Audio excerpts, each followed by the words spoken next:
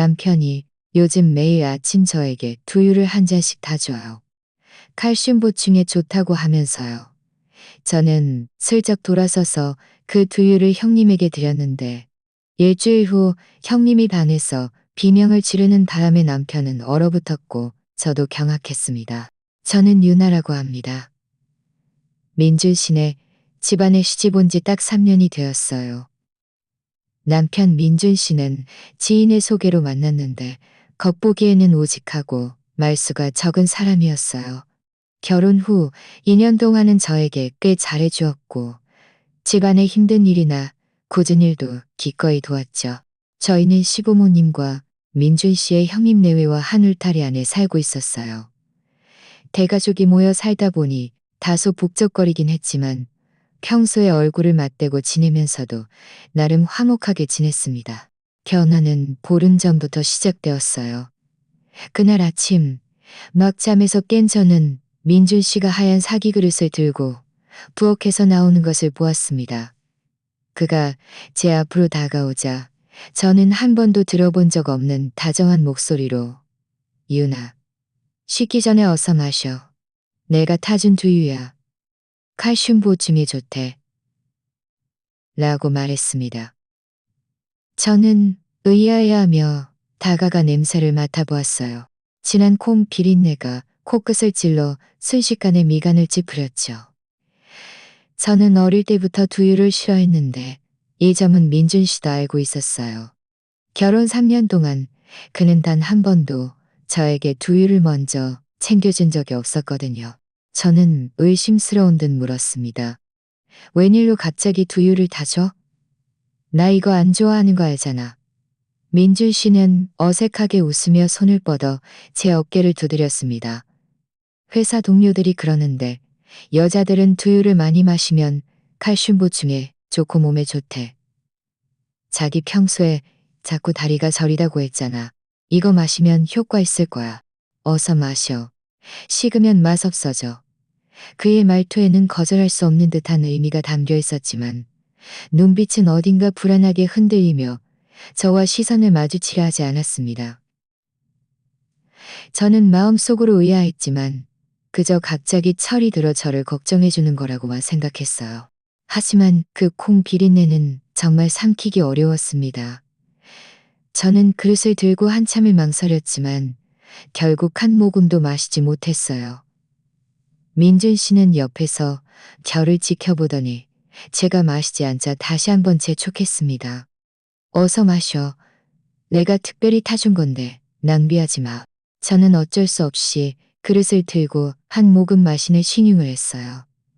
그리고 그가 돌아서서 씻으러 가는 틈을 타 재빨리 그릇을 마당으로 가져갔습니다. 마침 그때 형님 수진 씨가 방에서 나와 부엌으로 아침 식사를 준비하러 가려 했습니다. 수진 형님은 저보다 5살 위인데 성격이 시원시원해서 평소 저와 사이가 좋았고 무슨 일이든 저에게 이야기해주곤 했어요. 저는 서둘러 형님을 한쪽으로 끌어당겨 그릇을 건네주며 작은 목소리로 말했습니다. 형님, 형님이 마셔주세요. 저희 두유 정말 못 마시겠어요. 비린내가 너무 심해요. 수진 형님은 잠시 멈칫하더니 그릇 안에 두유를 보고 다시 저를 보며 말했습니다. 이거 민준 씨가 너 타준 거 아니야? 마시라면 마셔야지. 그래도 성의인데. 저도 민준 씨 성의인 건 알겠는데 전 정말 싫어해요. 저는 찡그린 얼굴로 말했습니다. 그 사람이 칼슘 보충에 좋다고 억지로 마시라고 해서 제가 마시는 척만 했어요. 정말 못 삼키겠어요. 형님이 좀 처리해 주세요. 안 그러면 그 사람이 돌아와서 제가 안 마신 걸 알면 또 잔소리할 거예요. 수진 형님은 제 태도가 단호한 것을 보고 부엌 쪽을 흘끗 보며 민준 씨가 나올까봐 걱정하는 듯 그릇을 받아들고 작은 목소리로 말했습니다. 알았어. 그럼 내가 마실게. 하지만 민준 씨에게는 말하지 마. 그 사람이 서운해할라. 저는 고개를 연신 끄덕였습니다. 알았어요. 알았어요. 고마워요. 형님. 수진 형님은 그릇을 들고 재빨리 부엌으로 들어가 면 모금에 두유를 다 마시고는 그릇을 깨끗이 씻어 놓았습니다. 민준 씨가 씻고 나오자 제가 손에 그릇이 없는 것을 보고 물었습니다. 두유 다 마셨어? 저는 서둘러 고개를 끄덕였습니다. 네, 다 마셨어요. 따뜻하고 좋던데요. 민준 씨는 제 말을 듣고 만족스러운 듯 미소를 지으며 더 이상 묻지 않았습니다. 저는 이것이 우연한 일일 거라고만 생각했습니다. 하지만 그날부터 민준 씨는 매일 아침 정시에 저에게 두유 한 잔을 타주었고 한 번도 거르지 않았습니다. 매번 저에게 마시라고 재촉했고 그의 말투는 점점 더 다급해졌으며 눈빛도 점점 더 이상해졌어요. 항상 불안하게 흔들리며 마치 저에게 뭔가 비밀을 숨기고 있는 듯했습니다. 제 마음속 의심은 점점 커져갔습니다. 그는 예전에 이렇게 어떤 일에 집착한 적이 없었어요. 게다가 제 다리가 저린 증상도 그리 심각한 것은 아니어서 매일 두유로 보충할 필요까지는 없었죠. 저는 그에게 매일 타줄 필요 없다고 말해보려 했지만 그는 전혀 듣지 않고 매일 똑같이 두유를 만들었습니다. 어쩔 수 없이 저는 매일 같은 방법으로 그가 주의하지 않는 틈을 타 두유를 수진 형님에게 추진 형님도 처음에리 주어 마시게 했습니다. 매일 아침 저와 협력하여 몰래 두유를 마시고 그릇을 깨끗이 씻어 놓았죠. 그렇게 일주일이 흘렀습니다.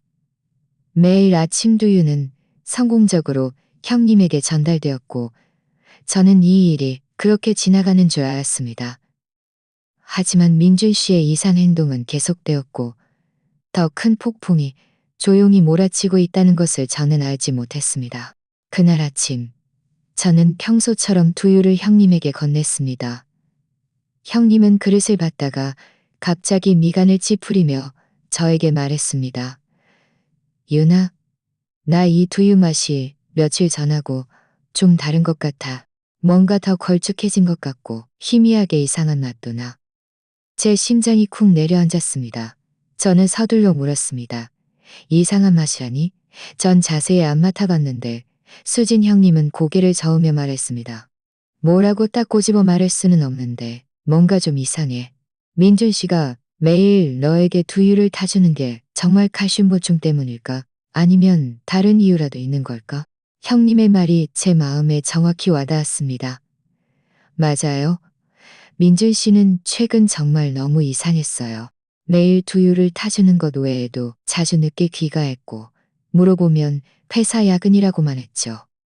예전에는 야근하면 미리 저에게 말해주곤 했는데 요즘은 항상 잠자리에 들 시간이 되어서야 돌아왔고 몸에서는 가끔 낯선 향수 냄새가 났어요. 생각하면 할수록 뭔가 잘못되었다는 느낌이 들었고 불안감은 점점 더 강해졌습니다. 형님의 말이 나오자마자 제 마음속의 그 불안감은 마치 물을 뿌린 잡초처럼 순식간에 솟아올랐습니다. 저는 형님을 잡아 끌고 형님 방으로 들어가며 작은 목소리로 말했습니다. 형님, 우리 방에 들어가서 얘기해요. 다른 사람이 들을라.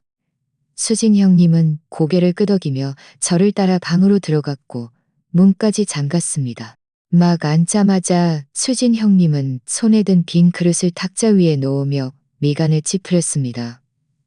유나, 너 자세히 안 맡아봤지? 이 두유 정말 좀 이상해. 며칠 전에는 보통 두유랑 비슷했는데 오늘 아침 이 그릇은 뭔가 쓴맛도 나고 다른 걸 섞은 것 같아. 제 마음은 더 불안해졌습니다. 저는 서둘러 물었습니다. 다른 걸 섞었다고요? 설마 그냥 두유 타는 건데 뭘 섞겠어요? 말은 그렇게 하면서도 제 머릿속에는 민준 씨의 최근 이상한 모습들이 떠올랐습니다. 불안한 눈빛, 거절할 수 없는 말투, 그리고 설명할 수 없는 느슨 귀가와 향수 냄새까지요. 수진 형님은 한숨을 쉬며 말했습니다. 나도 함부로 추측할 순 없지만 민준 씨 태도가 너무 이상해. 생각해봐. 그 사람이 정말 널 아낀다면 네가 두유 싫어하는 걸 아는데 굳이 매일 억지로 마시라고 할 필요가 없잖아. 게다가 칼슘 보충 방법은 많아. 우유를 마시거나 칼슘제를 먹어도 되는데 왜 하필 두유에만 집착할까? 저는 고개를 숙이고 무의식적으로 손가락으로 옷자락을 만지작거리며 말했습니다. 저도 이상하다고 생각했어요. 하지만 제가 물어보면 그 사람은 그냥 회사 동료들이 여자에게 좋다고 했다고만 말해요. 제가 매일 타줄 필요 없다고 말해보려 했는데 그 사람이 저에게 한번 화까지 냈어요. 너에게 화를 냈다고? 수진 형님은 눈을 크게 떴습니다. 이건 더 이상한데. 예전에는 민준 씨가 얼마나 너에게 맞춰줬는데. 의견 충돌이 있어도 한 번도 너에게 화를 낸 적이 없잖아. 그 사람 혹시 너에게 뭔가 숨기는 거 아니야? 형님의 질문에 제 마음속 의문은 점점 커져갔습니다. 저는 며칠 전 밤 민준 씨가 베란다에 숨어 전화하는 것이 생각났습니다. 목소리를 아주 낮게 깔고 있었는데 제가 지나갈 때 희미하게 걱정 마. 들키지 않을 거야. 들키지 않을 거야. 같은 말을 들었어요. 그때 제가 누구와 전화하느냐고 묻자 그는 회사 상사가 업무를 지시하는 거라고 말했고 저는 더 이상 묻지 않았죠. 저는 이 이야기를 형님에게 말했고 수진 형님은 듣자마자 얼굴이 굳어졌습니다. 형님은 생각에 잠기더니 말했습니다.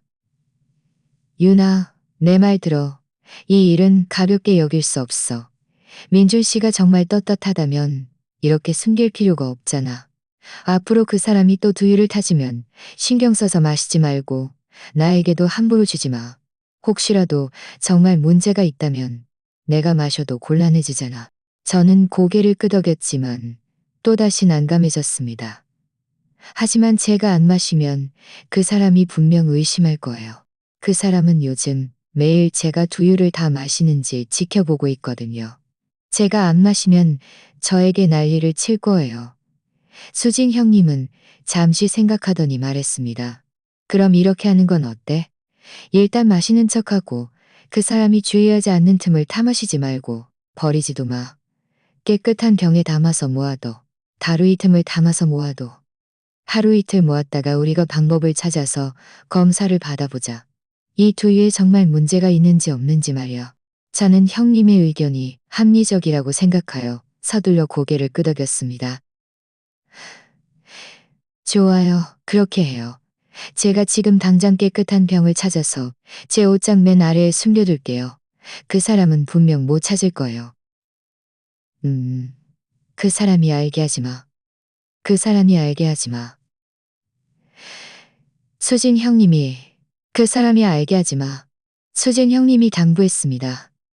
그리고 그 사람이 늦게 귀가해도 그리고 그 사람이 늦게 귀가해도 그리고 그 사람이 말하는 야근이 정말인지 확인해봐. 저는 형님의 말을 모두 마음에 새겼습니다. 마음은 불안하고 두려웠어요. 민준 씨와 결혼한 지 3년, 지인의 소개로 만났지만 감정은 줄곧 좋았어요. 저는 그가 저에게 미안할 짓을 숨기고 할 거라고는 상상도 못했고 심지어 두유에 손을 댈 거라고는 더더욱 생각 못했습니다. 마침 그때 마당 문에서 민준 씨의 목소리가 들렸습니다. 그는 아마 씻고 출근 준비를 하는 것 같았어요. 저와 형님은 서로를 쳐다보며 서둘러 입을 다물었습니다. 저는 일어서며 말했습니다. 형님, 저 먼저 나갈게요. 그 사람이 이상하게 생각하지 않도록. 수진 형님은 고개를 끄덕였습니다. 그래, 조심해. 내가 말한 것들 잊지 말고. 조심하는 게 상책이야. 무슨 일 있으면 우리 다시 몰래 상의하자. 저는 형님 방에서 나오자마자 마당 문으로 향하는 민준 씨와 마주쳤습니다. 그는 저를 보고 걸음을 멈추더니 물었습니다. 어디 갔었어? 저는 애써 침착한 척하며 웃었습니다. 어디 안 갔어. 형님하고 잠깐 집안 얘기 좀 했어. 당신 이제 출근해? 민준 씨는 응 하고 대답하며 제 얼굴을 한번 훑어보았습니다. 제가 뭔가 이상한 점이 없는지 살피는 듯했죠. 제 심장이 쿵 내려앉았지만 저는 서둘러 시선을 피하며 말했습니다. 그럼 조심해서 가.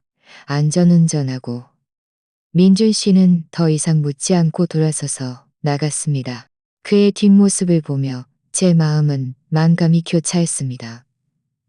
이 모든 것이 저와 형님의 쓸데없는 걱정이기에 얼마나 바랐는지 모릅니다. 그가 그저 순수하게 저를 걱정해주는 것이기요. 하지만 그의 이상한 행동들은 저를 나쁜 쪽으로 생각할 수밖에 없게 만들었어요. 저는 깊이 숨을 들이쉬며 마음속으로 다짐했습니다. 이 일을 반드시 밝혀내겠다고. 결과가 어떻든 진실을 알아야겠다고요. 제 방으로 돌아오자마자 저는 예전에 꿀을 담았던 유리병을 하나 차잔에 깨끗이 씻어 말린 후 옷장 맨 아래 서랍에 넣어 낡은 옷 몇 벌로 덮어 숨겼습니다. 이 모든 것을 마치고 나서야 저는 비로소 조금 안심할 수 있었습니다. 이제 다음 날 아침 민준 씨의 두유를 기다리는 일만 남았죠. 제 마음은 기대와 두려움으로 가득했습니다. 검사 결과가 제 의심이 기우였다는 것을 증명해 주기를 기대하면서도 다음 날 아침 일찍 민준 씨는 역시나 정 씨의 두유를 타서 제 앞에 가져다 놓으며 마시라고 재촉했습니다. 저는 마음속 긴장감을 억누르고 얼굴에 억지 웃음을 지으며 그릇을 받아들고 말했습니다. 알았어. 지금 마실게. 그는 바로 옆에 서서 저를 지켜보았습니다. 저는 어쩔 수 없이 그릇을 들고 식탁으로 가서 고개를 숙이고 한 모금 마시는 척했습니다. 그가 돌아서서 서류 가방을 가지러 가는 틈을 타지러 가는 틈을 타지러 가는 틈을 가지러 가는 틈을 가지러 가는 틈을 가지러 옷장 맨 아래에서 그 깨끗한 유리병을 찾아내 재빨리 두유를 따랐습니다. 그리고 병뚜껑을 단단히 닫고 병을 원래 있던 자리에 다시 넣어 낡은 옷으로 덮었습니다. 이 모든 것을 마치고 저는 빈 그릇을 들고 방에서 나왔습니다. 민준 씨는 마침 기고 나갈 준비를 하고 있었어요. 그는 진 씨는 얼굴에 미소를 띠고 제 얼굴을 보더니 물었습니다. 다는 제 손에 든 빈 그릇을 보고 제 얼굴을 보더니 물었습니다. 다 마셨어? 맛있다니 다행이네. 퇴근할 때 두유 가루 더 사올게. 내일도 타줄게. 그 말을 마치고 그는 돌아서서 문 밖으로 나갔습니다. 그의 뒷모습을 보며 제 마음은 싸늘해졌습니다.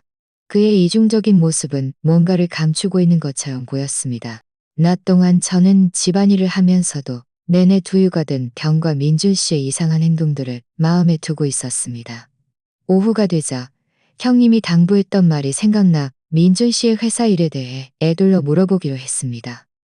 저는 핸드폰을 꺼내 민준 씨에게 메시지를 보냈습니다. 여보, 오늘 밤에도 야근해? 야근하면 저녁 남겨둘게. 대략 30분 정도 지난 후에 민준 씨에게 답장이 왔습니다. 오늘 밤에도 야근해야 해. 저녁 남겨두지 마. 회사에서 먹을게. 저는 이 메시지를 보고 더 의심스러웠습니다. 그는 지난 보름 동안 비 오는 날을 제외하고는 거의 매일 야근했는데, 이렇게 야근했는데, 이렇게 야근했는데, 이렇게 야근했는데, 이렇게 야근한 일이 많을 일이 없었죠. 저는 잠시 생각하다 다시 그에게 메시지를 보냈습니다. 당신 너무 피곤해 보여. 상사에게 회사 많이 바빠. 이 바쁜 시기만 지나면 괜찮아질 거야. 휴가 낼 필요 없어. 자기나 집에서 푹 쉬어. 저는 핸드폰 화면을 보며 더 이상 답장하지 않았습니다. 그의 답장에서는 어떤 허점도 찾을 수 없었지만 그럴수록 제 마음은 더욱 불안해졌습니다. 저녁 8시가 넘었을 때 마당 문에서 인기척이 들렸습니다. 저는 민준 씨가 돌아온 줄 알고 서둘러 창가로 가서 밖을 내다보았습니다. 그런데 민준 씨의 형님, 즉 수진 형님의 남편인 민호 아주버님이 돌아온 것이었습니다. 민호 아주버님은 집안에서 일하고 있어서 거의 집에 오지 않는데 이번에 갑자기 돌아와서 저는 꽤 의외였습니다. 저는 서둘러 방에서 나와 그에게 인사를 건넸습니다. 아주버님, 오셨어요? 민호 아주버님은 저를 보고 웃으며 말했습니다. 민호 아주버님은 저를 보고 웃으며 말했습니다. 왔어. 유나? 민준이는 아직 퇴근했더라. 내사 이미 퇴근했더라. 아무도 없었어. 민호 아주버님은 미간을 찌푸리며 말했습니다. 민호 아주버님은 미간을 찌푸리며 말했어요. 제 심장이 쿵 내려앉았습니다. 민준 씨가 거짓말을 하고 있었던 거예요. 그는 전혀 야근을 하고 있는 게 아니었어요. 저는 애써 침착한 척하며 말했습니다. 아마 외부 업무 보러 갔나 봐요. 요즘 회사 일이 좀 바쁜가 봐요. 민호 아주버님은 하고 대답하며 더 이상 묻지 않고 짐을 들고 형님 방으로 들어갔습니다. 저는 제 방으로 돌아와 마음이 울컥하고 불안했습니다. 민준 씨가 저를 속이고 거짓말을 하다니. 그의 늦은 귀가는 야근 때문이 아니었어요. 그럼 그는 도대체 무엇을 하러 간 걸까요? 설마 정말 저와 형님이 걱정했던 대로 그에게 다른 여자가 생긴 걸까요? 생각하면 할수록 괴로웠습니다. 침대에 앉아 멍하니 한참을 있었습니다. 얼마나 지났을까요? 마당 문에서 또 인기척이 들렸습니다. 이번에는 민준 씨가 돌아온 것이었습니다. 저는 서둘러 일어서서 문으로 갔고 그가 막 들어오는 것과 마주쳤습니다. 그는 저를 보고 잠시 멈칫하더니 말했습니다. 아직 안 잤어? 저는 그를 빤히 쳐다보며 아무 말도 하지 않았습니다. 그의 몸에서 그 낯선 향수 냄새가 또다시 풍겨왔는데 며칠 전보다 더 진했습니다. 저는 깊이 숨을 들이쉬며 최대한 목소리를 침착하게 하려고 노력했습니다. 돌아왔어? 야근하느라 이렇게 늦게까지 고생했네. 민주 씨는 웃으며 말했습니다. 괜찮아. 일 다 끝나고 돌아왔어. 그는 말하면서 방으로 들어갔고 저와 시선을 마주치려 하지 않았습니다.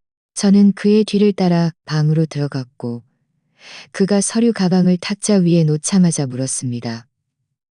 여보, 오늘 회사에서 뭐 먹었어? 민준 씨는 잠시 멈칫하더니 말했습니다. 그냥 회사 근처 패스트푸드점에서 밥이랑 반찬 먹었어. 저는 다시 물었습니다. 무슨 반찬? 맛있었어?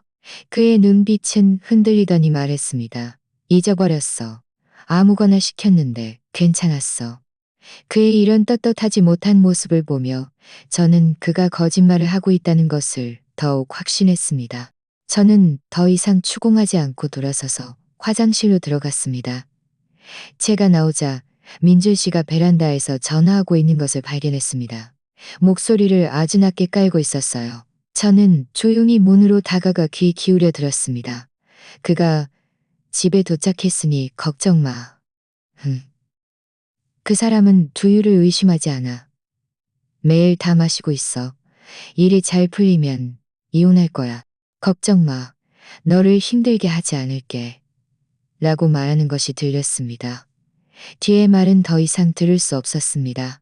제 머릿속은 밍밍거렸고 마치 누군가에게 몽둥이로 맞은 것 같았습니다. 그가 저와 이혼하려 하다니. 그가 매일 저에게 두유를 타준 것은 칼슘 보충 때문이 아니라 다른 목적이 있었던 거예요. 저는 문 앞에 서서 온몸이 떨렸고 눈물이 참을 수 없이 흘러내렸습니다. 민준 씨는 전화를 끊고 돌아서서 제가 문 앞에 서 있는 것을 보고 깜짝 놀랐습니다. 그는 서둘러 다가와 물었습니다. 유나, 왜 여기 서 있어? 언제부터 나와 있었어? 저는 눈물을 닦고 그를 빤히 쳐다보며 흐느끼는 목소리로 물었습니다. 방금 누구랑 전화했어? 일이 잘 풀리면 뭐라는 게 무슨 뜻이야? 나랑 이혼할 거라고? 민준 씨의 얼굴색이 순식간에 변했습니다. 눈빛은 불안하게 흔들렸고 그는 너 괜한 생각하지 마. 그냥 회사 동료랑 업무 얘기한 거야. 라고 말했습니다. 업무 얘기? 업무 얘기? 업무 얘기를 하면서 이혼 얘기까지 해? 민준 씨, 더 이상 나를 속이지 마. 오늘 우리 아주버님이 당신 회사 앞을 지나갔는데 당신 회사 이미 퇴근했대. 당신은 전혀 야근을 하고 있는 게 아니었어. 당신 늦게 귀가해서 도대체 뭘 한 거야? 당신 혹시 다른 여자 생긴 거 아니야? 민준 씨는 제 질문에 할 말을 잃고 얼굴이 불그락불락해졌습니다. 그는 한참을 침묵하더니 말했습니다. 유나, 너 괜히 트집 잡지 마. 나 오늘 정말 외부 업무 보러 간 거야. 회사에 없었어. 내가 바쁜 시기만 지나면 괜찮아질 거라고 말했잖아. 네가 안 믿으면 나도 어쩔 수 없어. 그 말을 마치고 그는 돌아서서 안방으로 들어가 버렸고 저는 거실에 덩그러니 남겨졌습니다. 저는 그 자리에 서서 화가 나고 분했습니다. 그가 문제를 회피하고 있다는 것을 알았어요. 저는 깊이 숨을 들이쉬며 마음속으로 다짐했습니다. 반드시 증거를 찾아서 그의 진짜 모습을 폭로하겠다고요. 다음 날 아침 일찍 민준 씨는 또 평소처럼 저에게 두유를 타주었습니다. 저는 전에 형님과 상의했던 방법대로 다시 두유를 그 유리병에 따랐습니다. 그리고 민준 씨가 출근하는 틈을 타 이틀치 두유가 담긴 병을 들고 수진 형님을 찾아갔습니다. 저는 어젯밤 들었던 이야기와 민호 아주버님이 했던 말들을 모두 형님에게 말했습니다. 수진 형님은 듣자마자 화가 나서 어쩔 줄 몰라 했습니다. 이 민준 씨라는 사람이 정말 너무하네. 유나, 너무 슬퍼하지 마. 우리 이제 이 두유 샘플을 가지고 있으니 서둘러 검사 받아보자. 이 두유에 문제가 있다는 것만 증명되면 그 사람의 거짓말을 밝혀낼 수 있을 거야. 저는 두유가 든 유리병을 들고 있었는데 손바닥에 땀이 흥건했습니다. 수진 형님은 저를 보며 단호한 눈빛으로 말했습니다. 유나, 이 일은 미룰 수 없어. 우리 지금 당장 검사 받으러 가자. 나 시립병원 검사과에 일하는 친구가 있어. 그 친구에게 부탁하면 결과가 빨리 나올 거야. 저는 고개를 끄덕였습니다. 마음은 긴장되고 기대되었습니다. 저는 형님에게 간단히 상황을 설명하고 병을 품에 안고 함께 집을 나섰습니다. 길을 가는 동안 제 마음은 계속해서 불안하게 뛰었습니다.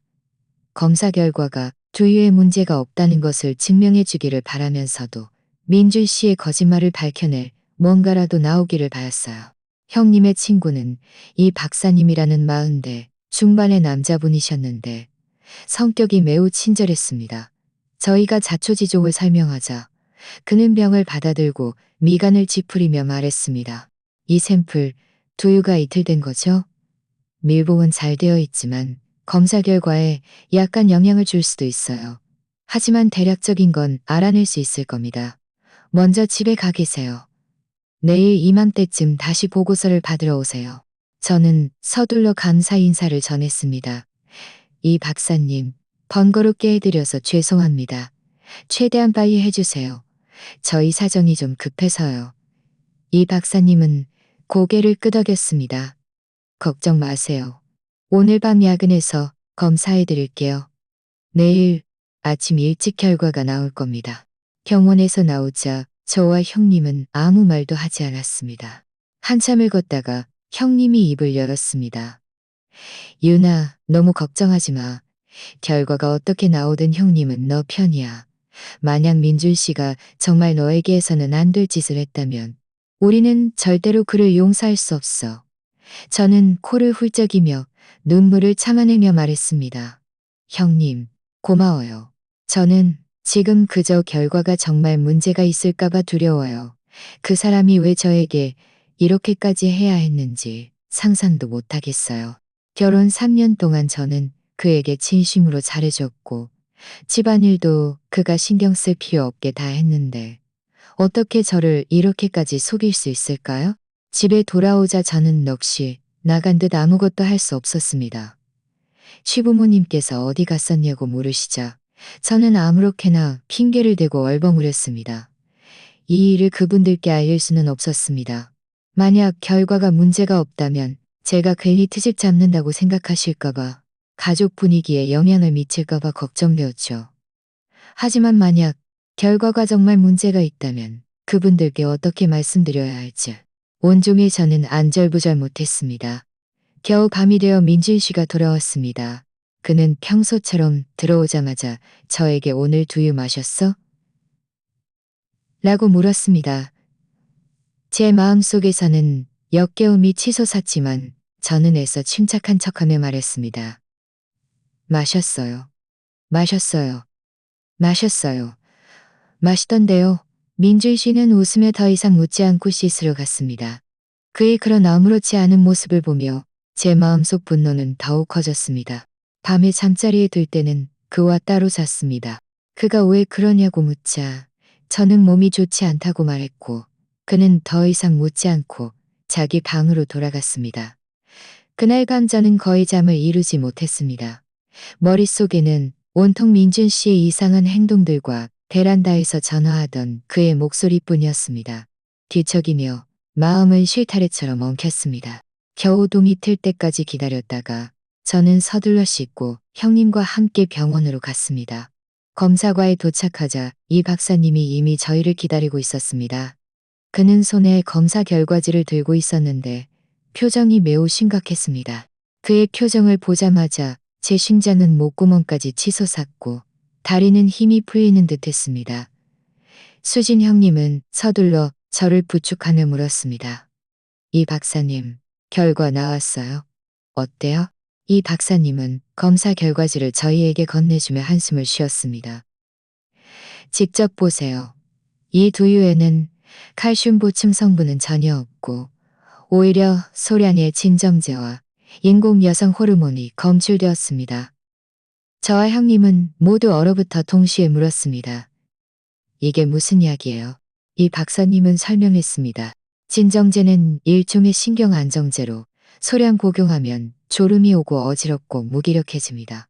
장기 복용하면 의존성이 생기고 신경계에도 손상을 줍니다. 인공 여성 호르몬은 합성된 여성 호르몬으로 여성이 장기 복용하면 내분비 교란, 생리 불순을 유발하고 심하면 불임에도 영향을 미칠 수 있습니다. 뭐라고요? 저는 너무 놀라 다리에 힘이 풀려 넘어질 뻔했습니다. 수진 형님은 서둘러 저를 부축하며 목소리가 떨렸습니다. 이 박사님, 잘못 보신 거 아니에요? 이 두 가지 약이 어떻게 두유에 들어있을 수 있죠? 이 박사님은 단호하게 말했습니다. 틀림없습니다. 제가 2번 반복해서 검사했지만 결과는 똑같습니다. 이 두 가지 약은 일반적인 감기약이 아니고 처방전이 필요한 약이라 일반인은 구하기 어렵습니다. 아무래도 누군가가 고의로 이 두 가지 약을 두유에 넣은 것 같습니다. 고의로. 이 두 글자는 마치 망치처럼 제 심장을 세게 내리쳤습니다. 민준 씨 외에 누가 또 이럴 수 있겠어요? 그가 매일 저에게 두유를 타주고 마시라고 재촉했던 것은 원래 칼슘 보충 때문이 아니라 제가 이 약들을 장기 복용하여 제 몸을 망치려 했던 것이었어요. 저는 검사 결과지를 들고 손이 떨렸고 눈물이 참을 수 없이 흘러내렸습니다. 저는 드디어 알았습니다. 그가 왜 매일 저에게 두유를 억지로 마시라고 했는지, 왜 요즘 항상 늦게 귀가했는지, 왜 저와 이혼하려 했는지. 그는 제가 몸이 나빠지고 정신이 혼미해지기를 원했던 거예요. 그때가 되면 이혼하더라도 제가 그와 다툴 기력조차 없을 것이고, 심지어 사람들이 제가 스스로 몸을 망쳐 그와는 상관없다고 생각하게 만들 수도 있었죠. 수진 형님은 제가 우는 것을 보고 자신도 눈시울을 붉히며 화가 나서 온몸이 떨렸습니다. 이 민준 씨라는 사람이 정말 너무하네. 어떻게 이렇게 잔인할 수 있어. 유나, 우리 이대로 넘어갈 수 없어. 반드시 그에게 대가를 치르게 해야 해. 저는 눈물을 닦고 눈빛이 단호해졌습니다. 저는 이렇게 당하고만 있지 않을 거예요. 복수할 거예요. 그가 모든 것을 잃게 만들 거예요. 저는 검사 결과지를 들고 형님에게 말했습니다. 형님, 우리 일단 집에 가요. 섣불리 움직이지 말고요. 지금은 증거가 부족해요. 그가 바람 피운 증거도 찾아야 하고 이 약들을 산 증거도 찾아야 해요. 그때 한꺼번에 그를 폭로하는 거예요. 그때 한꺼번에 그를 폭로하는 거예요. 그를 폭로하는 거예요. 우리가 이 일을 그덕였습니다. 우리가 이 일을 그덕였습니다. 우리는 충동적으로 행동하면 안 돼. 지금 가장 중요한 건 증거를 모으는 거야. 저는 잠시 생각하다 형님의 말이 일리가 있다고 생각했습니다. 민호 아주버님은 성품이 고든 분이라 자기 동생이 이런 짓을 했다는 것을 알면 분명 팔짱만 끼고 있지 않을 거예요. 저희는 집에 돌아왔을 때 마침 민호 아주버님이 집에 계셨습니다.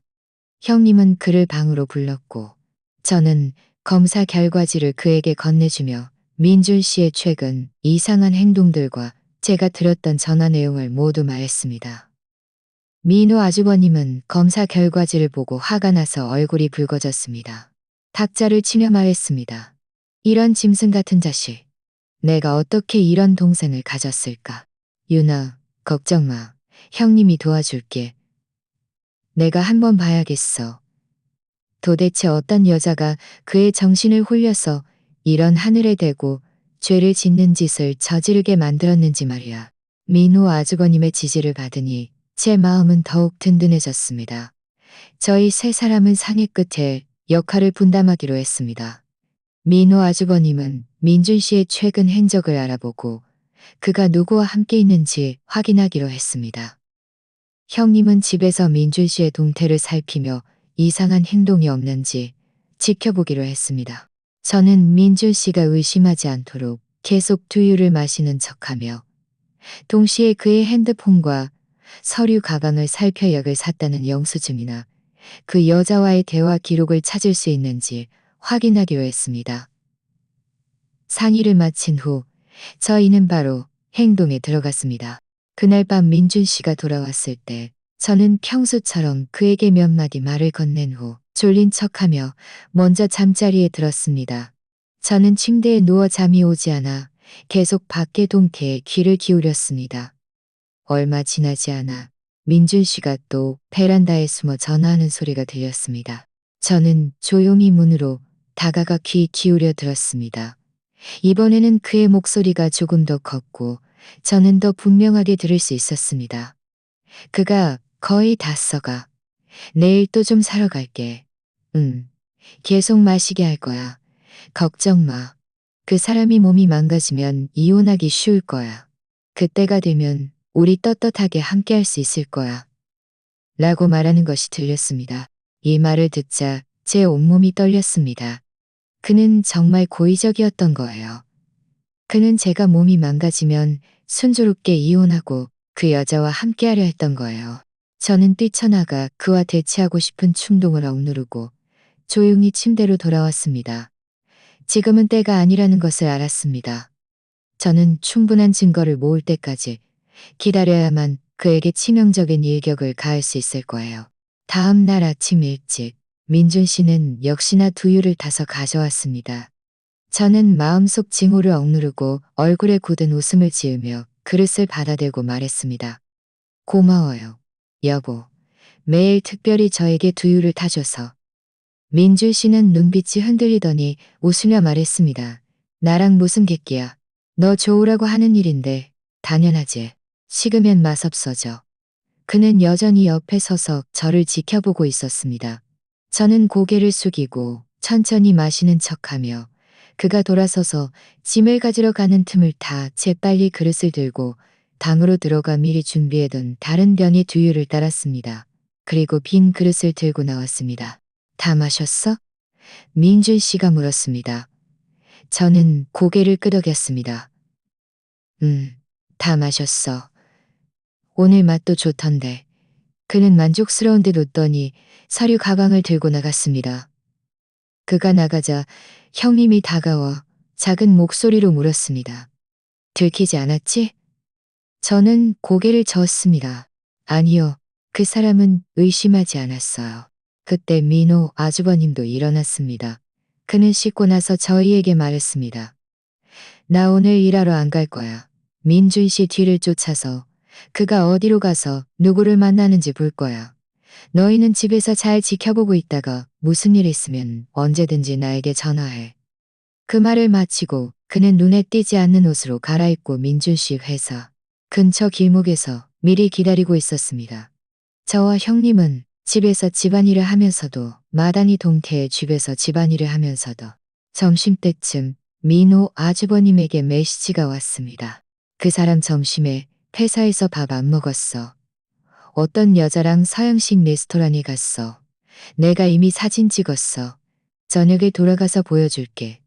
이 메시지를 보자 제 마음은 쓰라렸지만 그보다는 분노가 더 컸습니다. 저는 형님에게 말했습니다. 그 사람이 다른 여자랑 밥 먹는 사진을 찍었대요. 아무래도 바람 피우는 게 사실인가 봐요. 소진 형님은 이를 악물며 말했습니다. 이런 쓰레기 같은 자식. 오후에 저는 집에 아무도 없는 틈을 타 조용히 민준 씨의 안방으로 들어갔습니다. 그의 서류 가방과 서랍을 뒤져 약을 샀다는 영수증이나 그 여자와의 대화 기록을 찾으려고 했죠. 먼저 그의 서류 가방을 뒤져봤지만 안에는 서류 몇 장과 펜 한 자루 외에는 아무것도 없었습니다. 자물쇠가 잠겨 있습니다. 잠을 서랍 외에는 아무것도 없었습니다. 잠을 사려고 애견했습니다. 자물쇠가의 서랍을 열어봤는데 안에는 그의 옷과 쓸모 있는 것은 찾지 못했습니다. 이 철 상자는 예전에 본 적이 없었으니 안에는 분명 뭔가 비밀이 숨겨져 있을 거예요. 저는 손으로 비틀어보려 했지만 전혀 열리지 않았습니다. 저는 어쩔 수 없이 철 상자를 제자리에 두고 밤에 민준 씨가 잠들면 어떻게든 열어볼 생각으로 기다렸습니다. 저녁 무렵 민호 아주버님이 돌아왔습니다. 그는 들어오자마자 핸드폰을 저희에게 건네주며 말했습니다. 봐봐, 이 여자가 민준 씨랑 아주 가깝게 지내는 여자야. 그들은 점심 먹고 나서 백화점에 가서 한참을 구경했어. 민준 씨가 그 여자에게 목걸이까지 사줬어. 저는 핸드폰을 받아 사진 속 남자와 여자를 보았습니다. 민준 씨는 그 여자의 허리를 감싸 안고 환하게 웃고 있었고 그 여자는 그의 품에 안겨 아주 친밀해 보였습니다. 제 심장은 찢어지는 듯 아팠고 눈물이 또다시 참을 수 없이 흘러내렸습니다. 이 여자는 제가 아는 사람이었습니다. 민준 씨 회사 동료인 지은 씨였어요. 예전에 민준 씨가 한 번 언급한 적이 있었는데 그들이 이렇게까지 발전했을 줄은 몰랐습니다. 수진 형님은 사진을 보고 화가 나서 어쩔 줄 몰라 했습니다. 이 지은이라는 여자가 민준 씨에게 아내가 있다는 걸 알면서도 그와 함께 지내다니 정말 뻔뻔하네. 유나, 너무 슬퍼하지 마. 이 사진들이 있으면 우리는 그가 바람 피운 증거를 갖게 되는 거야. 민호 아주버님이 말했습니다. 내가 또 알아봤는데 이 지은 씨는 이혼한 여자고 아이가 하나 있어. 그녀는 회사에서 민준 씨랑 아주 가깝게 지내서 많은 동료들이 알고 있대.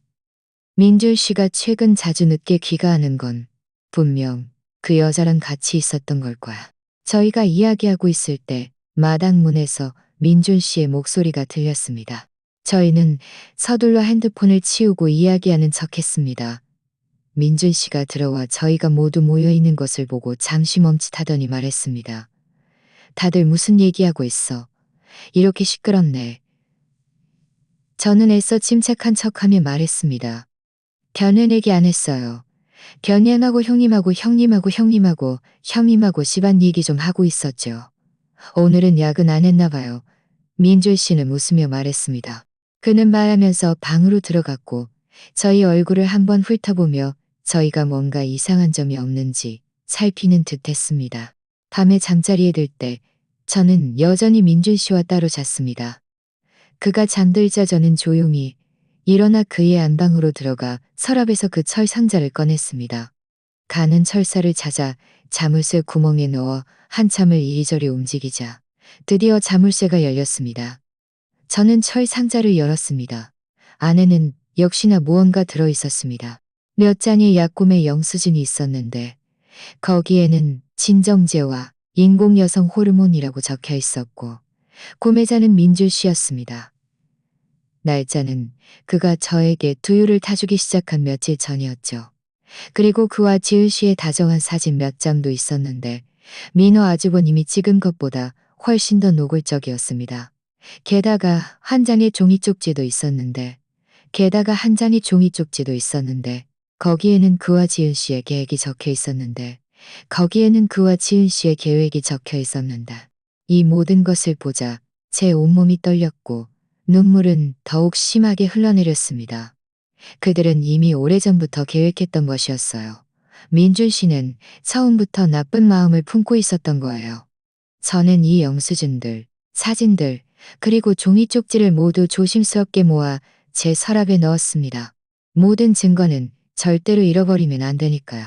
다음 날 아침 일찍 저는 이 증거들을 형님과 민호 아주버님에게 보여주었습니다. 그들은 모두 보고 나서 화가 나서 어쩔 줄 몰라 했습니다. 민호 아주버님은 탁자를 치며 말했습니다. 이런 짐승 같은 자식, 이렇게까지 잔인하게 하다니. 유나, 증거는 충분해. 우리 지금 당장 그를 폭로할 수 있어. 저는 고개를 저으며 말했습니다. 아니요. 지금은 아직 때가 아니에요. 우리는 적절한 기회를 찾아서 집안 친척들이 모두 알게 해서 그가 모든 사람 앞에서 모든 것을 잃게 만들어야 해요.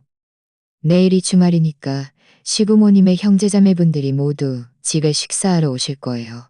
그때 그를 폭로하면 효과가 가장 좋을 거예요. 내일 우리가 그에게 대가를 치르게 할 거야. 그 다음날 저는 평소처럼 민준 씨와 사이좋은 척하며 밥을 해주고 빨래를 해주면서 그가 경계를 늦추게 만들었습니다. 민준 씨는 제가 여전히 속고 있다고 생각했는지 저에게 이전보다 더 다정하게 대했습니다. 심지어 제가 좋아하는 과일까지 직접 사주었죠. 그의 이런 위선적인 모습을 보며 제 마음속에서는 역겨움이 치솟았지만 저는 애써 참아내며 아무것도 표현하지 않았습니다. 밤이 되자 민준 씨는 또 베란다에 숨어 지을 씨에게 전화했습니다. 저는 조용히 문으로 다가가 그들의 대화를 들었습니다. 민준 씨가 걱정 마. 그 사람은 아직 아무것도 몰라. 매일 내가 타준 두유를 마시고 있어. 조금만 더 시간이 지나면 그 사람 몸이 점점 더 나빠질 거야. 그때가 되면 내가 그 사람하고 이혼하면 분명 아무 이유도 없을 거야. 아무 이유도 개가를 치르게 하겠다고 맹세했습니다. 라고 말하는 것이 들렸습니다. 라고 말하는 것이 들렸습니다. 그들의 대화를 들으며 제 마음속 증오는 다음 날 아침 일찍 저는 일어나 바쁘게 움직였습니다. 계획대로 오늘은 시부모님의 형제자매분들이 모두 집에 식사하러 오실 것이었기 때문에 저는 평소처럼 그분들을 잘 대접해야 했고 민준 씨가 어떤 하점도 발견하지 못하게 해야 했습니다. 민준 씨가 일어난 후에도 평소처럼 저에게 두유를 끄덕이더니 씨가 일어난 후에도 평소처럼 저에게 두유를 따집니다. 민준 씨는 만족스러워 재촉했습니다. 저는 여전히 예전이다 두유를 그가 주의하지 않는 틈을 다 두유를 그가 주의하지 않는 틈을 다 두유를 그는 제가 어젯밤 그의 전화 통화에서 단서를 찾아냈다는 것을 알지 못했습니다. 그가 오늘 지은 씨를 찾아갈 것이라는 것을요. 저는 조용히 민호 아주버님에게 눈짓을 보냈고 민호 아주버님은 알아들었는지 담배를 피우러 마당으로 나가는 척하며 몰래 민준 씨 뒤를 쫓아 그와 지은 씨가 만나는 장소를 알아내려 했습니다. 얼마 지나지 않아 집안 친척들이 속속 도착했습니다. 지부모님은 기뻐하시며 친척들을 맞아 앉혀 이야기를 나누셨고 저와 형님은 부엌에서 바쁘게 음식을 준비하면서도 밖의 동태에 주의를 기울였습니다. 대략 오전 11시쯤 민호 아주버님에게 메시지가 왔습니다. 찾았어. 그들은 시내 남동구에 있는 어떤 원룸에 있어. 내가 이미 근처에 잠복해뒀어. 너희는 언제 올 거야? 저는 밖을 보니 친척들이 한창 이야기를 나누고 있었고 민주 씨는 아직 돌아오지 않았습니다. 저는 민호 아직 돌아오지 않았습니다. 그리고 형님에게 말했고 형님은 고개를 끄덕였습니다. 아주버님, 먼저 지켜보고 계세요. 우리가 이쪽에서 핑계를 대고 갈 테니. 우리가 이쪽에서 핑계를 대고 갈세요. 저는 방에서 나와 시부모님 앞에 가서 웃으며 말했습니다. 어머니, 저랑 형님 마트에 가서 간장하고 식초 좀 사올게요. 집에 다 떨어진 것 같아요. 시어머니께서 말씀하셨습니다. 그래, 그래. 빨리 갔다 와. 식사 시간에 늦지 말고. 저는 고개를 끄덕이며 형님을 잡아 끌고 밖으로 나갔습니다. 저희는 마당을 나서자마자 서둘러 택시를 잡고 시내 남동구 방향으로 향했습니다. 길을 가는 동안 대략 20분 후 저희는 민호 아주버님이 말한 그 원룸 근처에 도착했습니다. 민호 아주버님은 한 골목 모퉁이에서 저희를 기다리고 있었습니다. 저희가 오자마자 서둘러 다가왔습니다. 그들이 안에 있어. 내가 민준 씨가 들어가는 걸 봤는데 계속 안 나오고 있어. 민호 아주버님이 작은 목소리로 말했습니다. 저는 깊이 숨을 들이쉬었습니다. 마음은 긴장되고 흥분되었습니다. 긴장되는 것은 곧 민준 씨와 정면으로 부딪혀야 한다는 것이었고, 흥분되는 것은 드디어 그들의 진짜 모습을 폭로할 수 있다는 것이었습니다.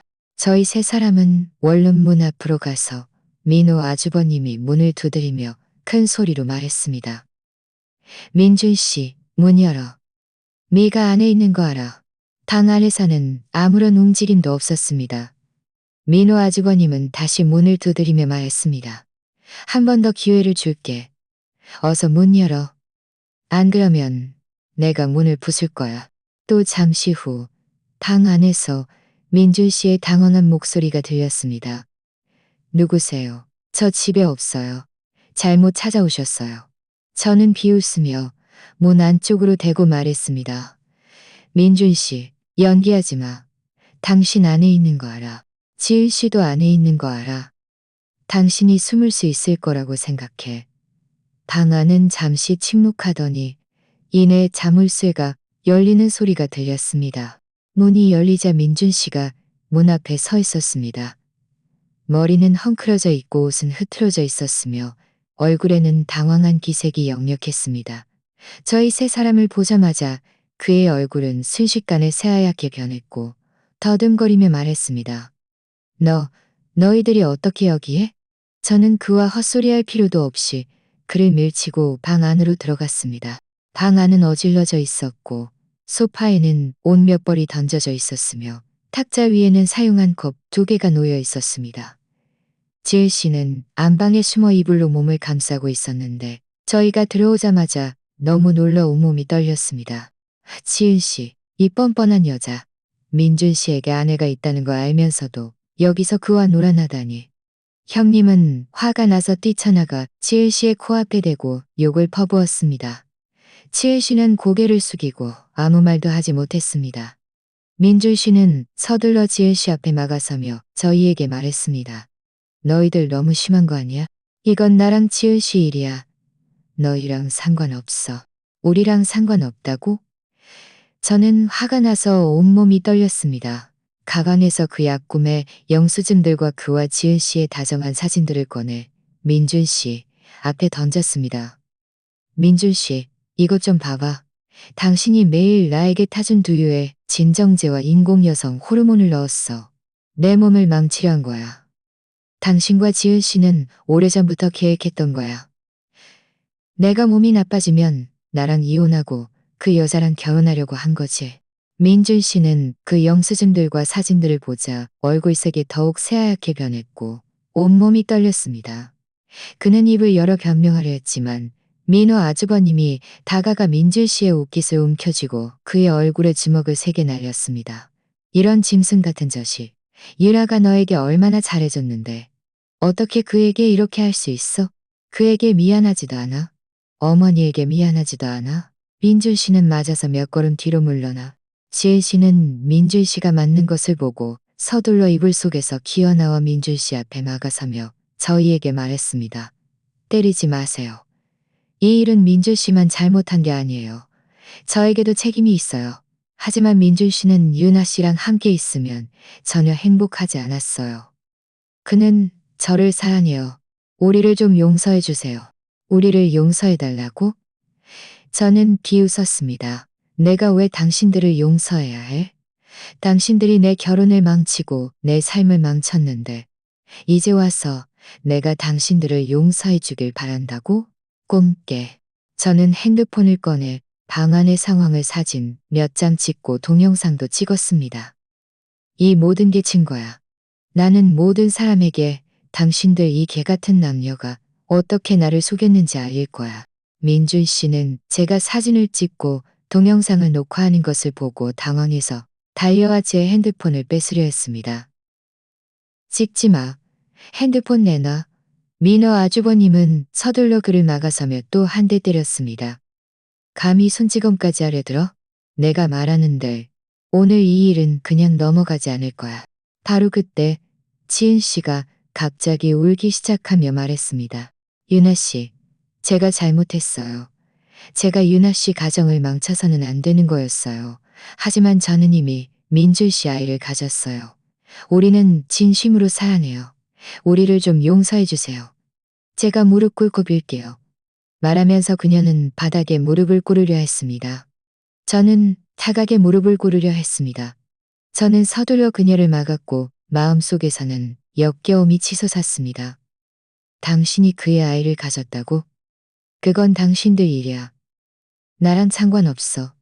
내가 말하는데 나랑 상관없어. 민준 씨는 지은 씨의 애원도 소용없다는 것을 보고 이 일이 이미 돌이킬 수 없다는 것을 알았습니다.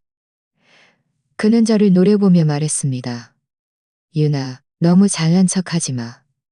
네가 이 모든 일을 모든 사람에게 말한들 어쩔 건데. 기껏해야 내가 너랑 이혼하는 거지. 난 이미 너랑 살기 싫었어. 이혼할 수 있어. 저는 차갑게 말했습니다. 하지만 당신이 빈손으로 나가야 해. 당신이 나에게 약을 먹여 내 몸을 망치려 했고 바람까지 피웠어. 이 모든 게 당신의 잘못에 대한 증거야. 법원에 가면 내가 당신을 완전히 망하게 할 수 있어. 민호 아주버님이 말했습니다. 유나 말이 맞아. 이 짐승 같은 자식은 빈손으로 나가야 해. 게다가 유나의 정신적 피해와 신체적 피해도 보상해야 해. 저는 민준 씨와 지은 씨의 초라한 모습을 보고 마음속 분노가 조금 가라앉았습니다. 저는 그들에게 말했습니다. 오늘은 여기까지 해두죠. 저는 이 모든 증거를 아버님과 모든 친척들에게 보여드리고 그분들이 판단하시도록 할 거예요. 당신들 스스로 잘 처신하세요. 그 말을 마치고 저는 형님과 민호 아주버님을 잡아 끌고 원룸에서 나왔습니다. 원룸에서 나오자 저는 깊이 숨을 들이쉬었습니다. 마음속 큰 바위가 드디어 내려앉은 것 같았습니다. 마음은 여전히 아팠지만 그보다는 해방감이 더 컸습니다. 저와 형님, 민호 아주버님은 택시를 타고 집으로 돌아왔습니다. 마당에서는 친척들이 여전히 시끌벅적하게 이야기를 나누고 있었고 시부모님은 모두에게 과일을 드시라고 권하고 계셨습니다. 저희가 돌아오자 시어머니는 서둘러 저희를 맞아 물었습니다. 왜 이렇게 오래 걸렸어? 간장하고 식초 사왔니? 저는 손에 든 봉투를 흔들며 웃으며 말했습니다. 사왔어요. 길이 좀 막혀서 시간이 좀 걸렸어요. 저는 일부러 평소처럼 행동했습니다. 민준 씨가 돌아와서 모든 친척들 앞에서 그의 진짜 모습을 폭로하고 싶었기 때문입니다. 대략 30분 정도 지났을 때 민준 씨가 돌아왔습니다. 그의 얼굴 상처는 이미 반창고로 가려져 있었고 머리도 단정하게 빗어져 있었습니다. 뭔가 감추려는 듯 보였죠. 마당에 들어서자마자 마당 가득한 친척들을 보고 그는 잠시 멈칫하더니 애써 침착한 척하며 다가와 친척들에게 인사를 건넸습니다. 시부모님은 그의 얼굴 상처를 보고 서둘러 물었습니다. 민준아, 얼굴이 왜 그래? 민준 씨는 눈빛이 흔들리더니 말했습니다. 아니에요. 그냥 회사 문 앞에서 부주의하게 넘어지는 바람에 좀 다쳤어요. 별거 아니에요. 저는 비웃었습니다. 아직도 거짓말을 하고 있다니. 저는 더 이상 그가 말하도록 내버려 두지 않고 곧장 마당 한가운데로 가서 손에 든 영수증들, 사진들, 그리고 핸드폰에 녹화된 동영상을 모두 꺼내 친척들에게 말했습니다. 친척 어르신들, 삼촌, 숙모, 이모, 고모 다들 잠시 이야기 멈춰주세요. 제가 드릴 말씀이 있습니다. 민준 씨 얼굴 상처는 넘어져서 생긴 게 아니에요. 그가 다른 여자랑 놀아나다가 저희에게 현장을 잡혔어요. 심지어 제 핸드폰을 뺏으려다가 아주버님에게 혼쭐이 나서 생긴 상처예요. 제 말이 끝나자마자 마당은 순식간에 조용해졌습니다. 모든 친척들은 놀란 눈으로 민준 씨를 쳐다보았고 시부모님도 얼어붙어 믿을 수 없다는 듯 물었습니다. 유나? 무슨 소리야? 민준이가 다른 여자랑 놀아났다고? 민준 씨의 얼굴색이 순식간에 변했습니다. 그는 서둘러 다가와 저에게 말했습니다. 유나, 터무니없는 소리 하지 마. 내가 언제 다른 여자랑 놀아났다고? 너 혹시 오해한 거 아니야? 오해? 저는 그의 꿈의 영수증들을 그의 앞에 던졌습니다. 당신이 매일 나에게 타준 두유에 진정제와 인공 여성 호르몬을 넣었어. 이 약들은 사람을 졸리게 하고 어지럽게 만들고 내분비 교란까지 일으켜. 당신은 내 몸을 망치한 거야. 이 영수증들은 모두 당신이 약을 산 영수증이고 위에는 당신이 약을 산 영수증이고 이것도 오해야. 저는 또 핸드폰에 있는 사진들과 동영상을 켜서 그들은 오래전부터 계획했던 거예요.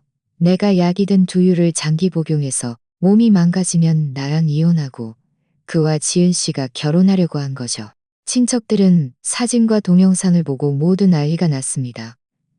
민준이가 이런 사람인 줄은 몰랐어. 너무하네. 어떻게 자기 아내에게 이렇게 할 수 있어? 유나 너무 불쌍하다. 이런 쓰레기 같은 남자에게 시집을 오다니. 모두들 한마디씩 비난하며 민준 씨를 경멸하는 눈빛으로 쳐다보았습니다. 시부모님의 얼굴색은 새하얗게 변했습니다. 시어머니는 손가락으로 민준 씨를 가리키며 화가 나서 온몸이 떨렸습니다. 민준아, 너 정말 이런 짓을 저질렀니? 어떻게 이렇게 어리석을 수 있어? 유나가 너에게 얼마나 잘해줬는데 어떻게 그에게 이렇게 할 수 있어? 민준 씨는 증거가 명백하자 더 이상 변명할 수 없었지만 그래도 포기하지 않고 친척들에게 말했습니다. 제가 잘못한 건 알아요. 하지만 저도 한순간의 어리석음이었어요. 저와 유나는 함께 있으면 정말 행복하지 않았어요. 지은 씨는 저를 이해해줘요. 그리고 제가 유나에게 그 약들을 먹인 것도 그 사람 몸이 좀 더 좋아지라고 한 거예요. 그를 해치려는 의도는 없었어요. 아직도 거짓말을 해? 민호 아주버님은 화가 나서 뛰쳐나가 또 그를 때리려 했지만 친척들이 말렸습니다. 민호 아주버님은 민준 씨를 가리키며 큰 소리로 말했습니다. 네가 유나에게 먹인 그 약들 의사도 말했다. 의사도 말했다. 장기 복용하면 몸을 망칠 거라고. 아직도 그를 해치려는 의도가 아니었다고 말해? 이 짐승 같은 자식. 지금 이 순간까지도 변명만 하고 있어. 저는 차갑게 민준 씨를 보며 말했습니다. 민준 씨, 더 이상 변명할 필요 없어. 당신이 저지른 이 모든 일은 제 마음을 완전히 찢어놨고 모든 친척들에게 당신의 진짜 모습을 보여줬어. 우리 사이에는 이혼 외에는 다른 가능성이 없어. 바로 그때 제 옆에 서 있던 수진 형님이 갑자기 비명을 지르며 얼굴이 새하얗게 변하고 두 손으로 배를 움켜쥐고 주저앉았습니다. 저는 너무 놀라 서둘러 주저앉아 그녀를 부축했습니다. 형님? 왜 그래요? 어디 불편하세요? 민호 아주버님도 서둘러 달려와 다급하게 물었습니다. 수진아? 왜 그래? 말 좀 해봐. 수진 형님은 이를 악물고 있었고 이마에는 식은땀이 흥건했지만 아무 말도 하지 못했습니다. 저는 갑자기 수진 형님이 예전에 민준 씨가 저에게 타준 두유를 며칠 동안 마셨다는 것이 생각났습니다. 설마 그 약들이 효과를 발휘한 것일까요? 제 심장이 쿵 내려앉았습니다. 저는 서둘러 민호 아주버님에게 말했습니다. 아주버님, 빨리요. 형님 예전에 약이 든 두유를 며칠 동안 마셨어요. 분명 불편한 거예요. 우리 서둘러 병원으로 모셔가요. 민호 아주버님도 상황으로 모셔가요. 저도 따라 뛰어나갔고 친척들도 모두 따라 나와 도우려 했습니다. 저희가 거의 마당 문 앞에 다다랐을 때 갑자기 형님 방에서 심장이 찢어지는 듯한 비명소리가 들렸습니다. 그 비명소리는 형님의 목소리였습니다. 저희는 모두 얼어붙어 걸음을 멈추고 형님 방을 돌아보았습니다. 민호 아주버님도 서둘러 형님을 내려놓았습니다. 수진 형님은 얼굴이 새하얗게 변한 채 자신의 방을 가리키며 떨리는 목소리로 말했습니다. 네, 내 서랍의 임신 테스트기가. 네. 뭐라고? 임신했다고? 저희는 모두 깜짝 놀랐습니다. 민호 아주버님은 서둘러 형님 방으로 달려들어갔고 얼마 지나지 않아 임신 테스트기를 들고 뛰어나왔습니다. 얼굴은 흑빛이었고 손까지 떨리고 있었습니다. 정말이야. 수진이 정말 임신했어. 벌써 한 달이 넘었어. 저는 수진 형님의 고통스러운 모습과 그 임신 테스트기를 보며 순식간에 깨달았습니다. 형님이 민준 씨가 약을 넣은 두유를 마셨기 때문에 지금 유산기미 증상이 나타난 것이었습니다. 저는 돌아서서 민준 씨를 노려고 왔습니다. 그도 형님의 비명소리와 저희의 대화를 들었는지 얼굴이 새하얗게 변했고 눈빛에는 공포와 당황스러움이 가득했습니다. 그는 그 자리에 얼어붙어 입으로 중얼거렸습니다. 말도 안 돼. 그 사람이 어떻게 임신을. 민준 씨, 이 살인자. 저는 화가 나서 그를 때리려 했지만 친척들이 말렸습니다. 저는 그를 가리키며 목소리까지 떨렸습니다. 형님은 당신 조카를 가졌어. 그런데 당신은 두유에 그런 약을 넣었어. 이제 형님은 당신이 준 두유를 마셔서 이 아이를 잃을지도 몰라. 당신은 아주버님에게, 형님에게, 그리고 이 세상에 나오지도 못한 아이에게 미안하지도 않아? 민줄 씨는 그 자리에 서서 온몸이 떨렸고 아무 말도 하지 못했습니다. 시부모님도 화가 나서 어쩔 줄 몰라 하셨고 시어머니는 그대로 기절하여 친척들이 서둘러 부축했습니다. 마당은 순식간에 아수라장이 되었습니다. 어떤 사람들은 시어머니를 돌보느라 바빴고 어떤 사람들은 형님을 병원으로 모셔가느라 바빴습니다. 저는 깊이 숨을 들이쉬며 애써 자신을 진정시켰습니다. 지금은 민줄 씨와 따질 때가 아니었습니다. 사람을 살리는 것이 급선무였죠. 저는 서둘러 민호 아주버님에게 말했습니다. 아주버님, 빨리 형님 병원으로 모셔가세요. 저는 여기 남아서 부모님 돌볼게요. 여기 친척들이 도와주실 거니 걱정 말고 가세요. 민호 아주버님은 고개를 끄덕이며 서둘러 형님을 안아들고 택시를 잡아 병원으로 달려갔습니다. 저와 친척들은 시어머니를 방으로 모시고 인중을 눌러드렸습니다. 잠시 후 시어머니는 깨어났습니다. 깨어나자마자 그녀는 울면서 말했습니다. 업보야. 다 업보야. 내가 어떻게 이런 못난 아들을 낳았을까. 저는 우는 시어머니를 보며 마음이 편치 않았지만 민준 씨의 행동을 생각하니 마음이 더욱 굳어졌습니다. 잘못을 저지른 것은 민준 씨였고 그는 자신의 행동에 책임을 져야 했습니다. 민준 씨는 여전히 마당에 멍하니 서서 나무 인형처럼 친척들에게 둘러싸여 그의 행동을 비난받고 있었습니다. 시아버님은 화가 나서 의자에 앉아 한마디도 하지 않고 흑빛 얼굴로 담배를 연이어 피우셨습니다. 대략 1시간 정도 지났을 때 민호 아주버님에게 전화가 왔습니다. 저는 서둘러 전화를 받으며 다급하게 물었습니다. 아주버님, 형님은 어떠세요? 아이는 무사한가요? 전화 저편에서 민호 아주버님의 목소리는 피로와 분노로 가득했습니다. 의사가 수진이가 유산기미였다고 해.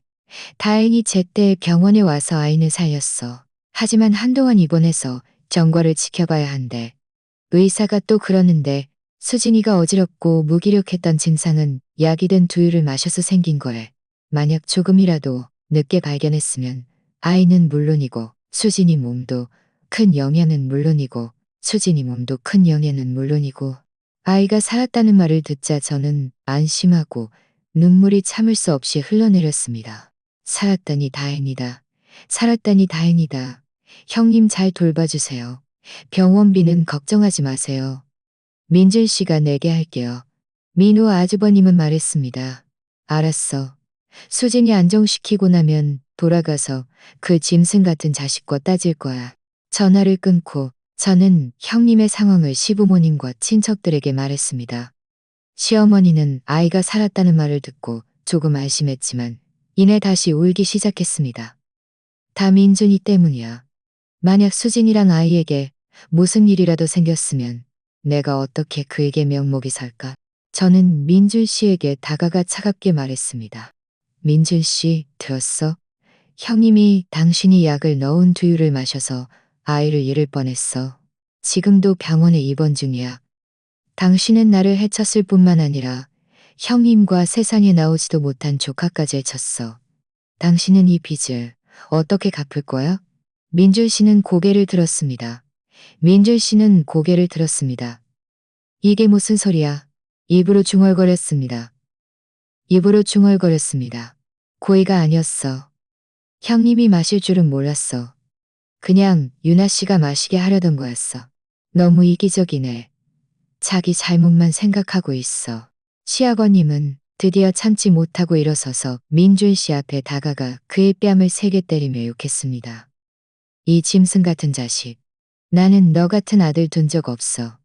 오늘부터 당장 이 집에서 나가. 우리 미시 집안에 너 같은 망나니는 없어. 민준 씨는 맞아서 바닥에 쓰러졌고 입가에서는 피가 흘러나왔지만 그는 저항하지 않고 그저 바닥에 엎드려 울었습니다. 그의 이런 모습을 보며 저는 조금의 동정심도 느끼지 못했습니다. 얼마 지나지 않아 민호 아주버님이 병원에서 돌아왔습니다. 그는 들어오자마자 민준 씨에게 다가가 그의 옷깃을 움켜쥐고 몇 대 더 때렸습니다. 이 짐승 같은 자식. 형님으로서 체면 때문에 참는 거지. 오늘 아니었으면 내가 널 죽여버렸을 거야. 친척들은 서둘러 그를 용서하지 말라고 설득했습니다. 민호 아주버님은 설대님은 숨을 헐떡이며 민준 씨를 가리키며 말했습니다. 민호 아주버님은 숨을 헐떡이며 민준 씨를 가리키며 말했습니다. 그리고 네가 유나에게 약을 먹여 그의 몸을 망치려 한 것에 대해서도 너는 그의 정신적 피해와 신체적 피해를 보상해야 해. 이혼할 수 있어. 하지만 너는 빈손으로 나가야 해. 집안의 집과 예금 단 한 푼도 가져갈 생각하지 마. 민준 씨는 바닥에 엎드려 울며 말했습니다. 잘못했습니다. 빈손으로 나가겠습니다. 보상하겠습니다. 제발 때리지 마세요. 저는 차갑게 말했습니다. 이제 와서 잘못을 알아봤자 늦었어. 나는 이미 변호사와 상담했어. 당신이 나에게 약을 먹인 행위는 이미 고의 상해죄에 해당해. 나는 당신을 고소해서 당신을 감옥에 보낼 수 있어. 그리고 당신과 지은 씨의 부적절한 관계와 당신들의 계획, 이 모든 것이 증거야. 법원에 가면 당신은 완전히 망할 거야. 민준 씨는 감옥이라는 두 글자를 듣고 온몸이 떨렸습니다. 그는 서둘러 일어나 제 앞에 무릎 꿇고 울며 말했습니다. 유나, 제발 부탁해. 고소하지 마. 나 정말 잘못했어. 빈손으로 나갈게. 모든 손해를 배상할게. 제발 나를 용서해줘. 저는 그를 무시하고 돌아서서 시부모님에게 말했습니다. 어머니, 아버님, 지금 많이 힘드신 건 알지만 저와 민준 씨는 더 이상 함께할 수 없어요. 저는 가능한 한 빨리 그와 이혼 절차를 밟을 거예요. 그 사람 일은 부모님께서 알아서 하세요. 하지만 그는 자신의 행동에 대한 대가를 치러야 해요. 시어머니는 울면서 말했습니다. 유나, 우리가 너에게 미안하다. 우리가 민준이를 제대로 교육시키지 못했어. 네가 이혼하겠다면 우리가 막지 않을게. 민준이 이 짐승 같은 자식, 그가 너에게 진 빚, 수진이에게 진 빚, 우리가 모두 갚게 할 거야. 그 후 며칠 동안 저는 시부모님을 돌보면서 동시에 이혼 절차를 준비했습니다. 민준 씨는 시아버님에게 집에서 쫓겨나 어쩔 수 없이 밖에서 지내야 했습니다. 지은 씨도 민준 씨를 몇 번 찾아왔지만 민준 씨가 모든 것을 잃고 빈손으로 나가야 하는 것을 보고는 위로하기는커녕 그와 크게 다투며 그를 무능하다고 욕했습니다. 그리고는 다시는 나타나지 않았습니다. 그들의 소위 진정한 사랑은 민준 씨는 궁지에 몰려 어쩔 수 없이 저와 이혼 절차를 밟았고 빈손으로 나갔으며 저에게 5천만 원의 정신적 피해와 신체적 피해에 대한 보상금을 지불했습니다. 동시에 그는 형님의 모든 입원비를 부담했고 형님에게 사과했습니다. 더 통쾌했던 것은 민준 씨의 회사 상사가 이 사실을 알게 되었고 형사는 이 사실을 알게 되었다는 것입니다. 상사는 그의 인품이 타락하고 악영향이 크다고 생각하여 그를 즉시 해고했습니다. 형님은 병원에서 한동안 지낸 후 몸이 서서히 회복되었고 아이도 무사히 지켜낼 수 있었습니다. 민호 아주버님은 형님에게 더욱 다정하게 보살펴 주었고 부부의 금실은 이전보다 더 좋아졌습니다. 시부모님도 이 일 때문에 저에게 죄책감을 느끼며 계속 저를 위로하고 보상하려 하셨지만 저는 민준 씨네 집안과는 더 이상 아무런 관계가 없다는 것을 알았습니다. 이혼 후 저는 민준 씨네 집을 떠나 작은 방을 얻어 새로운 삶을 시작했습니다. 저는 직장을 구해서 매일 열심히 일했고 하루하루가 보람찼습니다. 비록 이 결혼 생활이 저에게 상처를 주었지만 동시에 사람의 마음을 꿰뚫어보고 강해지는 법을 배우게 해주었습니다. 어느 날 길에서 예전 직장 동료를 우연히 만났는데 그가 저에게 민준 씨가 집안에서 아주 힘들게 지내고 있으며 변변한 직장을 구하지 못해 막노동으로 생계를 유지하고 있다고 말해주었습니다. 지은 씨도 이미 오래전에 그와 연락을 끊고 부유한 남자와 결혼했다고 합니다. 이 이야기를 듣고 저는 조금도 동요하지 않았습니다. 그의 결말은 그 스스로가 자초한 것이고 다른 사람을 원망할 일이 아니었습니다. 지금의 저는 예전의 나약하고 불쌍한 유나가 더 이상 아닙니다. 저는 자신을 보호하는 법을 배웠고 자신을 위해 사는 법을 배웠습니다. 저는 제가 노력하기만 하면 미래의 날들은 분명 점점 더 좋아질 것이라고 믿습니다. 저를 해쳤던 그 사람들은 결국 마땅한 벌을 받았습니다. 이것이 저에게 가장 큰 위로입니다. 자, 오늘 이야기는 여기까지입니다. 시청해주셔서 감사합니다.